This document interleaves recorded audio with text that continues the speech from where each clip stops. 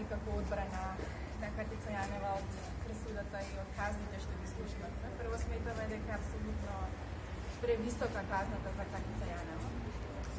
Судот во својот вовед кажа дека со оваа пресуда сака да се врати довербата во правосудството. Ние одбрана сметаме дека со вакви пресуди не се враќа довербата во правосудството, напротив, сметаме дека судот треба да суди врз основа на докази, а во конкретниот случај докази дека Катица Јанева го сторила кривичното дело за кое денеска е осудено не постои. И вие како новинари и целата јавност беше сведок дека за Катица Јанева обвинителството не достави никакви докази.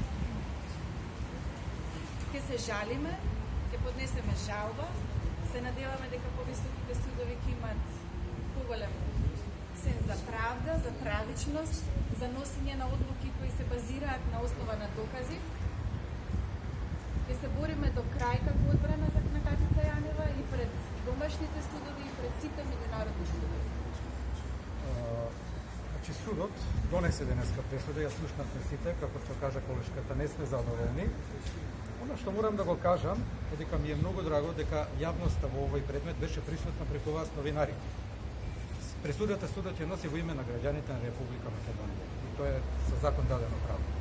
Меѓутоа граѓаните на Република Македонија преку вас, преку новинарите и преку тоа што вие го пренесувавте, затоа што вие бевте постојано присутни во судница, стекнаа своје убедување и ние имавме можност и надвор од оваа судница да видиме какво е чувството на граѓаните и како размислуваат.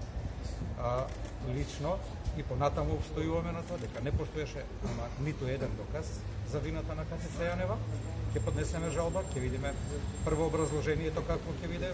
Навистина не можам да во овој момент да предпоставам кое ќе биде образложението на судот со кое што го прифати во целост фактичкиот опис на кривичното дело како што тоа е описано во диспозитивно дел на обвинението.